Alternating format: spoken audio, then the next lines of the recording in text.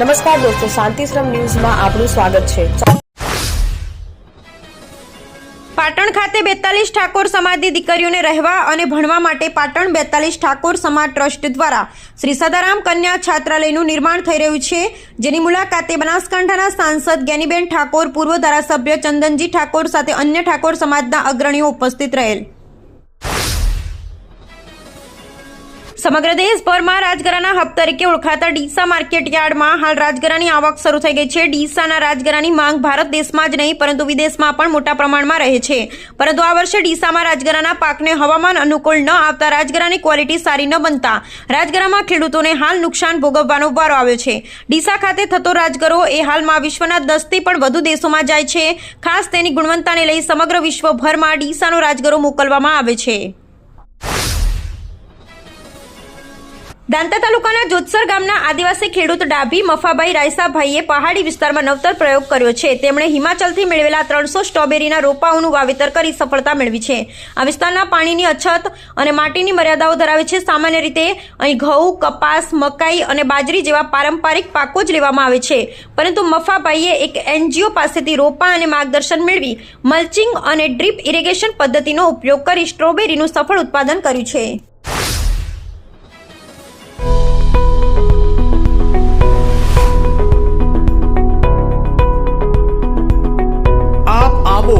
આજે દિયોદરમાં બનાસ ડેરી સંચાલિત ઉમંગ મોલમાં જ્યાં આપને મળશે બનાસ ઘી, બનાસની ચા, નવરસ તેલ સહિતની જીવન જરૂરિયાત તેમજ કરિયાણું તથા કોસ્મેટિક ચીજ વસ્તુઓ તેમજ પશુહાર સામગ્રી મળશે વ્યાજબી દરે। આજે સંપર્ક કરો ઉમંગ મોલ, ખીમાળા બાબર હાઈવે, તિરુપતિ સોસાયટીની સામે, બ્રિજના છેડે। આજે સંપર્ક કરો 94 276 45 123। પ્રધાનમંત્રી નરેન્દ્ર મોદીની પહેલ હેઠળ દેશભરમાં 1 થી 7 માર્ચ સુધી જન ઔષધિ સપ્તાહની ઉજવણી કરવામાં આવી રહી છે। આ યોજના અંતર્ગત નાગરિકોને સસ્તી અને ગુણવત્તાયુક્ત દવાઓ પૂરી પાડવામાં આવે છે। દેશભરમાં 15,000થી વધુ જન ઔષધિ કેન્દ્રો કાર્યરત છે। આ કેન્દ્રો પર જીવન જરૂરી દવાઓ અને સર્જિકલ આઇટમ્સ બજાર કિંમત કરતાં 50 થી 90% ઓછા ભાવે ઉપલબ્ધ છે। ગુજરાતમાં રેડ ક્રોસ સોસાયટી 80થી વધુ સ્ટોરનું સંચાલન કરે છે। ભાટસણ કંબોઈ હાઈવે પર રવિવારે ભાટસણ અને સાવિયાણા ગામ વચ્ચે કાર અને બાઇક વચ્ચે અકસ્માત સર્જાયો હતો, જેમાં બાઇક સવાર યુવકનું ઘટના સ્થળે મોત થયું હતું અને 2 લોકોને ઈજાઓ પહોંચતા સારવાર માટે ખસેડાયા હતા। આ અંગેની વિગત મુજબ સાવિયાણા ગામના પાટિયા પાસે અકસ્માત થતા આજુબાજુના લોકો દોડી આવ્યા। કાંકરેજ તાલુકામાં ગ્રામ પંચાયત ઘરોનું નિર્માણ કાર્ય હાથ ધરવામાં આવ્યું છે। જોકે કોન્ટ્રાક્ટર દ્વારા માલ સામાન પૂરો પાડવામાં આવી રહ્યો ન હોય મંજૂર થયેલા 33 મકાનો પૈકી 17 મકાનોનું બાંધકામ ખોરંભે ચડ્યું છે। આ અંગે ગ્રામ પંચાયતના સરપંચો દ્વારા ઉચ્ચ કક્ષાએ રજૂઆત કરી મકાનના બાંધકામ પૂરા કરવામાં આવે તેવી માંગણી કરવામાં આવી છે। ઉત્તર ગુજરાતનો એકમાત્ર multi city mall happy mall જે આવેલ છે જિલ્લાના વેપારી મથકો દિયોદર, ભાભર, રાધનપુર, વારાહી અને થરાદમાં, જ્યાં મળશે આપને વ્યાજબી દરે જીવન જરૂરિયાતની તમામ વસ્તુઓ તેમજ કપડાં, ગિફ્ટ આર્ટિકલ, પ્લાસ્ટિકની તમામ સામગ્રી, ક્રોકરી અને બીજું ઘણું બધું વધારે। તો આજે જ આવો હેપી મોલ અને કરો ખરીદી તમારી મનગમતી વસ્તુઓની।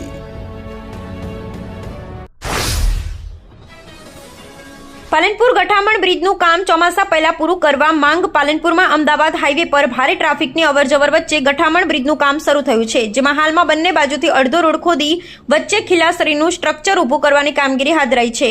માટીના ઢગલા બંને તરફ બંધ કરાયેલા રોડની ઉપર જ ઠાલવી દેવાયા છે। આસપાસના વ્યાપારીઓએ જણાવ્યું કે 15 જૂન પછી ચોમાસું શરૂ થાય છે, એટલે એ પહેલા બ્રિજના નવીનીકરણની કામગીરી 4 મહિનામાં પૂરી કરવી જરૂરી છે।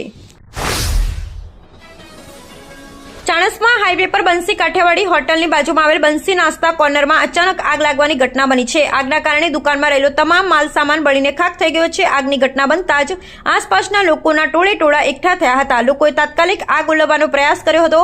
આગની લપેટોમાંથી નીકળતા ધુમાડાના ગોટા જોતા પાણીનું ટેન્કર મંગાવવામાં આવ્યું હતું। ટેન્કરની મદદથી આગને કાબૂમાં લેવામાં આવી હતી।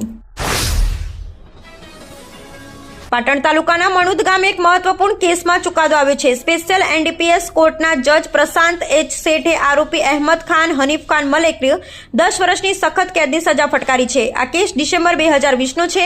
પાટણ તાલુકા બાલિસણા પોલીસ સ્ટેશનના તત્કાલીન મહિલા પીએસઆઈ પીએસ ચૌધરી ને પાટણ એસઓજી પોલીસે મણુદ ગામે દરોડો પાડ્યો હતો. મસ્જિદની બાજુમાં આવેલા મકાનમાંથી રૂપિયા 2.61 લાખની કિંમતનો 26.130 કિલોગ્રામ ગાંજાનો જથ્થો જપ્ત કરવામાં આવ્યો હતો.